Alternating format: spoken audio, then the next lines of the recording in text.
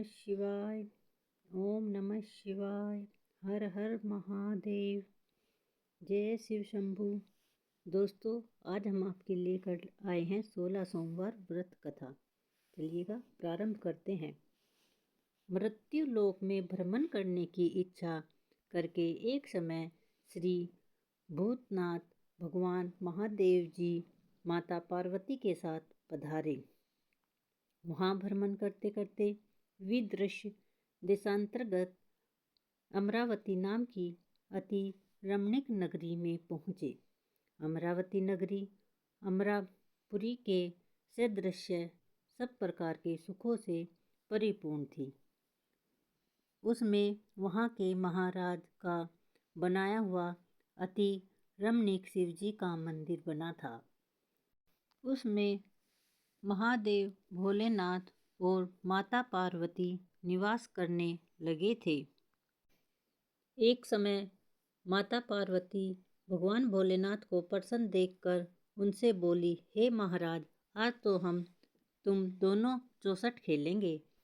भगवान भोलेनाथ ने भी पार्वती जी की बात को मान लिया और चौसठ खेलने लगे। उस समय इस स्थान पर मंदिर का पुजारी ब्राह्मण मंदिर में पूजा करने को आया। माता जी ने ब्राह्मण से प्रश्न किया कि पुजारी जी बताओ, इस बाजी में दोनों में से किसकी जीत होगी। ब्राह्मण बिना विचारे ही शीघ्र बोल उठा कि महादेव जी की जीत होगी। थोड़ी देर में बाजी समाप्त हो गई और पार्वती जी विजय हुई। अब तो पार्वती जी ब्राह्मण को झूठ बोलने के अपराध में श्राप देने को उद्यत। तब महादेव जी ने पार्वती जी को बहुत समझाया, परंतु उन्होंने ब्राह्मण को कोढ़ी होने का श्राप दे दिया। कुछ समय बाद पार्वती जी के श्रापवश पुजारी के शरीर में कोढ़ पैदा हो गया। इस कारण पुजारी अनेक प्रकार से दुखी रहने लगा। इस तरह के कष्ट भोगते हुए जब बहुत दिन हो गए तो देवलोक की अप्सराएं शिवजी की पूजा करने उसी मंदिर में पधारी और पुजारी के कोढ़ के कष्ट को देखकर बड़े दया भाव से उससे रोगी होने का कारण पूछने लगी। पुजारी ने निसंकोच सब बातें उनसे कह दी। वे अप्सराएं बोली, पुजारी, अब तुम अधिक दुखी मत होना, भगवान शिवजी तुम्हारे कष्टों को दूर कर देंगे। तुम बस सब व्रतों में श्रेष्ठ 16 सोमवार का व्रत भक्ति भाव से क्या करो। पुजारी जी अप्सराओं से हाथ जोड़कर विनम्र भाव से 16 सोमवार व्रत की विधि पूछने लगा।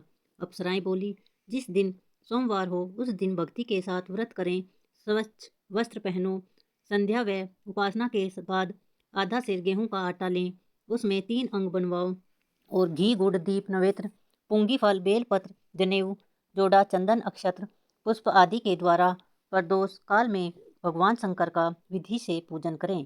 तत्पश्चात 3 अंगों में से एक शिवजी को अर्पण करें, बाकी 2 को शिवजी का प्रसाद समझकर उपस्थित जनों में बांट दें और आप भी प्रसाद को ग्रहण करें। इस विधि से 16 सोमवार व्रत करें। तत्पश्चात 17वें सोमवार के दिन पाव सेर पवित्र गेहूं के आटे की बाटी बनवाएं, उसमें घी और गुड़ मिलाएं और मिलाकर चूरमा बनवाएं और शिवजी का भोग लगाकर उपस्थित भक्तों में बांटें। इसके बाद आप पूरे कुटुंब के साथ प्रसाद लें तो भगवान शिवजी की कृपा से उसके सभी मनोरथ पूर्ण हो जाते हैं। ऐसा कहकर अप्सराएं अपने स्वर्गलोक को चली गई। ब्राह्मण ने यथाविधि 16 सोमवार व्रत किया तथा भगवान शिव की कृपा से रोग मुक्त होकर आनंद से रहने लगा। कुछ दिन बाद जब फिर से शिवजी और पार्वती उस मंदिर में पधारे, तब ब्राह्मण को निरोगा देख पार्वती ने ब्राह्मण से रोग मुक्त होने का कारण पूछा तो ब्राह्मण ने 16 सोमवार व्रत की कथा कह सुनाई।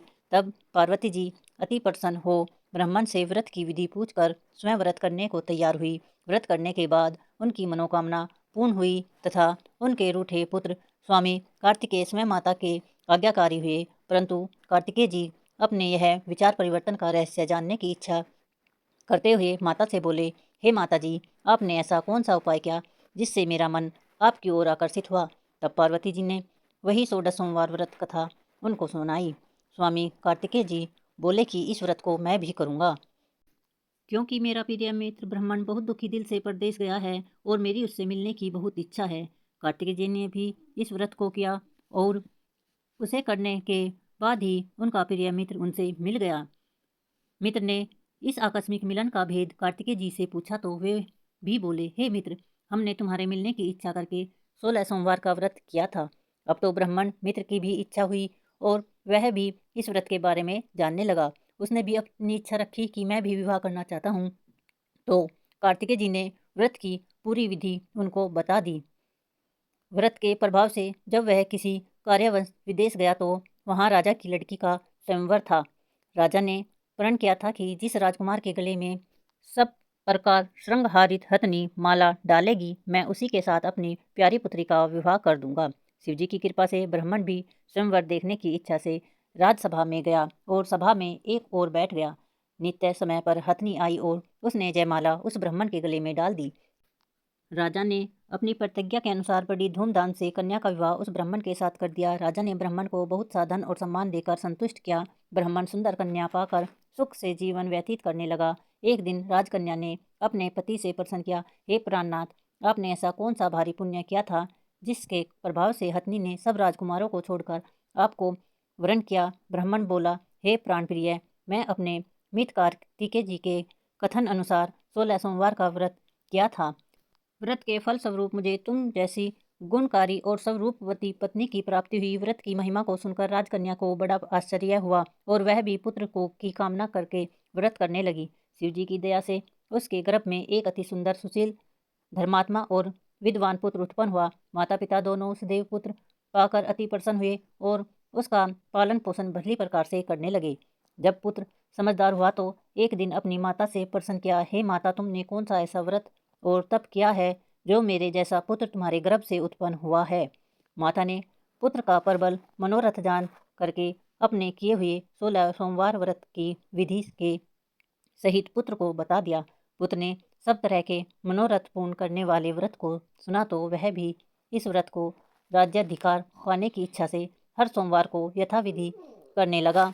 तो एक दिन देश के वृद्ध राजा के दूतों ने आकर उसको राजकन्या के लिए वरण किया।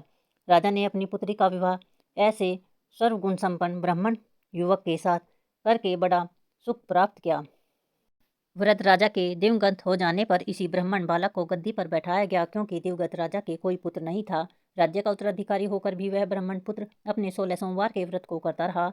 जब 17वां सोमवार आया तो विप्रपुत्र ने अपनी प्रियतमा से सब पूजन सामग्री लेकर शिव पूजा के लिए शिवालय में चलने को कहा, परंतु ब्राह्मण की पत्नी ने उसकी आज्ञा की परवाह न की। दास दासियों के द्वारा सब सामग्री शिवालय में भिजवा दी और आप नहीं गई। जब राजा ने शिवजी का पूजन समाप्त किया तब एक आकाशवाणी राजा के प्रति हुई, हे राजा, अपनी इस रानी को राजमहल से निकाल दे, नहीं तो तेरा सर्वनाश हो जाएगा। आकाशवाणी को सुनकर राजा के आश्चर्य का ठिकाना नहीं रहा और तत्काल ही अपने महल में आकर उन्होंने राज्यसभा को बुलाया और अपने मंत्रियों से कहा, मुझे आज शिवजी की आकाशवाणी हुई है कि राजा, तू अपनी इस रानी को महल से निकाल दे, नहीं तो ये तेरा सर्वनाश कर देगी। राज्य में मंत्री तथा सभासद आदि सब बड़े विस्मय और दुख में डूब गए, क्योंकि जिस कन्या के कारण राजा को राज्य मिला है उसी को निकालने का यह जाल रचा गया है। यह कैसे हो सकता है? अंत में राजा ने उसे अपने यहाँ से निकाल दिया। रानी दुखी हृदय से भाग्य को कोसते हुए नगर से बाहर चली गई और फटे हुए वस्त्र पहने भूख से दुखी धीरे धीरे चलकर एक नगर में पहुंची। वहां एक बुढ़िया सूत काट रही थी और उसे बेचने का कार्य करती थी। रानी की करुणा दशा देखकर बोली, चल तू मेरा सूत बिकवा देना, मैं तो बुढ़िया हो चली हूँ और भाव करना नहीं जानती। ऐसी बात बुढ़िया की सुन रानी बुढ़िया के सिर से सूत की गठरी उतार कर अपने सिर पर रख लेती है। थोड़ी देर बाद आंधी आई और बुढ़िया का सूत पोटली के सहित उड़ गया। बेचारी बुढ़िया पछताती रह गई। उसने तुरंत ही रानी को अपने से दूर कर दिया। अब रानी एक तेली के घर गई तो तेली के सब मटके शिवजी के प्रकोप के कारण उसी समय चटक गए। ऐसी दशा देख तेली ने रानी को अपने घर से निकाल दिया। इस प्रकार रानी अत्यंत दुख पाती हुई एक नदी के तट पर गई तो नदी का समस्त जल सूख गया। तत्पश्चात रानी एक वन में गई। वहां जाकर सरोवर में सीढ़ी से उतरकर पानी पीने को गई। उसके हाथ का स्पर्श होते ही सरोवर का नीलकमल के समान जल असंख्य कीड़ों से गंदा हो गया। रानी ने भाग्य पर दोषारोपण करते हुए उस जल को पी करके पेड़ की शीतल छाया में विश्राम करना चाहा तो वह रानी जिस पेड़ के नीचे जाती उस पेड़ के पत्ते तत्काल ही गिर जाते। वन सरोवर तथा जल की ऐसी दशा देखकर गौ चराते ग्वालों ने अपने गुसाई जी से, जो उस जंगल में स्थित मंदिर में पुजारी थे, उनसे बताया। गुसाई जी के आदेश अनुसार ग्वाले रानी को पकड़कर गुसाई के पास ले गए। रानी की मुख क्रांति और शरीर शोभा देखकर गुसाई जान गए कि यह अवश्य ही कोई विधि की गति की मारी कुलीन स्त्री है। ऐसा सोचकर पुजारी जी ने रानी को कहा, पुत्री, मैं तुम्हारी अपनी पुत्री के समान रक्षा करूंगा। तुम मेरे ही आश्रम में रहो। गुसाई जी के ऐसे वचन सुनकर रानी को धीरज हुआ और आश्रम में रहने लगी। परंतु आश्रम में रानी जो भोजन बनाती उसमें कीड़े पड़ जाते, जल भर के लाती तो उसमें कीड़े पड़ जाते।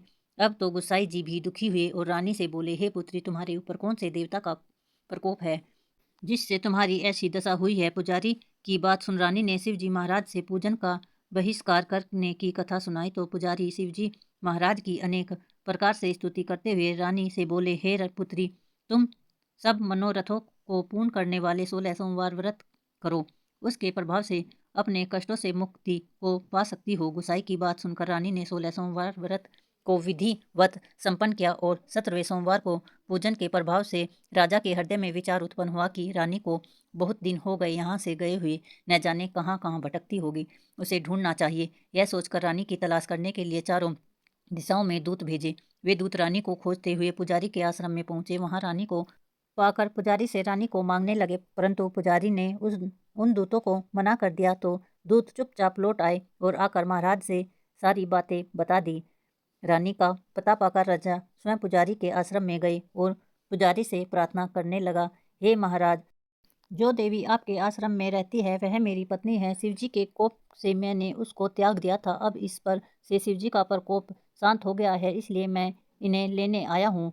आप इनको मेरे साथ जाने की आज्ञा दीजिए। गुसाई जी ने राजा के वचन को सत्य समझकर रानी को राजा के साथ जाने की आज्ञा दे दी। गुसाई जी की आज्ञा पाकर रानी प्रसन्न होकर राजा के साथ महल में आई। नगर में अनेक प्रकार के बधावे बजने लगे। नगर निवासियों ने नगर को खूब विधि विधान से सजाया। घर में मंगलगान होने लगे। पंडितों ने विविध वेद मंत्रों का उच्चारण करके अपनी राजरानी का स्वागत किया। ऐसी अवस्था में रानी ने पुनः अपनी राजधानी में प्रवेश किया। महाराज ने अनेक तरह के ब्राह्मणों को दान आदि देकर संतुष्ट किया। याचकों को धन धान्य दिया। नगरी में स्थान स्थान पर सदाव्रत खुलवाए गए जहाँ भूखे लोगों को भोजन मिलता था। इस प्रकार से राजा शिवजी की कृपा का पात्र को राजधानी में रानी के साथ अनेक तरह के सुखों का भोग करते हुए सोमवार व्रत करने लगा। विधिवत शिव पूजन करते हुए इस लोक में अनेक अनेक सुखों को भोगने के पश्चात शिवपुरी को पधारे।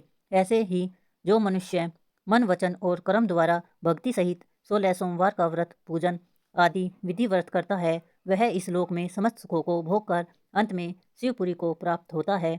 यह व्रत सभी मनोकामनाओं को पूर्ण करता है। बोलो हर हर महादेव। जय शिव शंकर।